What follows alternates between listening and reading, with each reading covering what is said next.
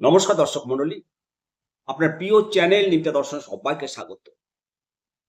অন্নপূর্ণা যোজনা নিয়ে সাধারণ মানুষের মনে হাজারো প্রশ্ন আর ক্ষোভ, কিন্তু আসল সত্যিটা কি?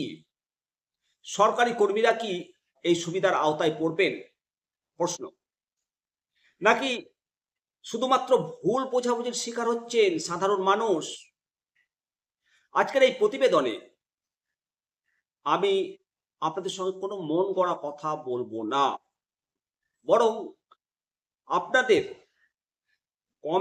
কমেন্ট বক্সে উঠে আসা বাস্তব মতামতগুলো তুলে ধরব, যা এই মুহূর্তে সোশ্যাল মিডিয়ায় রীতিমতো আলোচনার ঝড় তুলছে।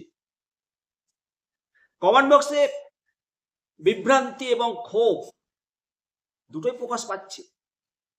আপনারা অনেকে বলছেন ভোটের আগে এই প্রকল্প নিয়ে বিস্তারিত তথ্য দেওয়া হয়নি, এখন মানুষ বিভ্রান্ত। আপনাদের কমেন্টে সরকারি কর্মীদের দাবি উঠে এসেছে। আশা কর্মী, আইসিডিএস কর্মী, চুক্তিভিত্তিক কর্মী, পার্শ্ব শিক্ষক, তারাও কি এই যোজনার সুবিধা পাওয়ার যোগ্য নন? অনেকেই বলছেন যে তারা স্থায়ী বেতন এবং চাকরির স্থায়ীকরণ চান, শুধু ভাতা নয়। আপনাদের কমেন্টে স্বচ্ছতা এবং নির্বাচন নিয়ে ক্ষোভ প্রকাশ পেয়েছে। এই ধরনের সিদ্ধান্তগুলো নির্বাচনের আগে কেন পরিষ্কারভাবে জানানো হয়নি? অন্নপূর্ণা যোজনা নিয়ে অনেকেই বলছেন যে পরবর্তী ভোটে এর প্রভাব পড়বে।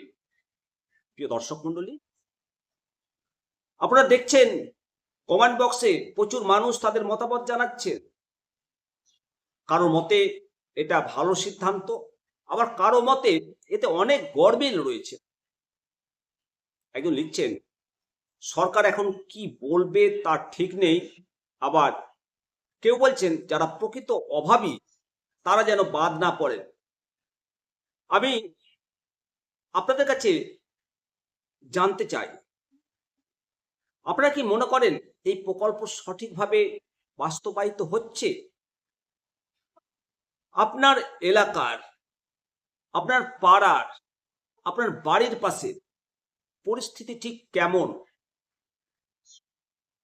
আপনারা আপনার মতামত নিচে কমেন্ট সেকশনে জানান, অবশ্যই জানান। তো আপনাদের এই কমেন্টগুলোই এই ভিডিওটাকে আরো পৌঁছে দিতে সাহায্য করবে। পশ্চিমবঙ্গ সরকারের অন্নপূর্ণা যোজনা যে শর্তাবলীগুলো রয়েছে, সেই শর্তাবলীগুলো কি ঠিক ইমপ্লিমেন্ট হচ্ছে? অবশ্যই জানাবেন। আসুন সবাই মিলে বলি বন্দে মাতরম, ভারত মাতা কি জয়। আমরা সবাই মিলে এই সরকারের হাত শক্ত করব, আরো আরো আরো, এই অঙ্গীকার সবাই মিলে। আবারও বলি জয় হিন্দ, বন্দে মাতরম, ভারত মাতা কি জয়।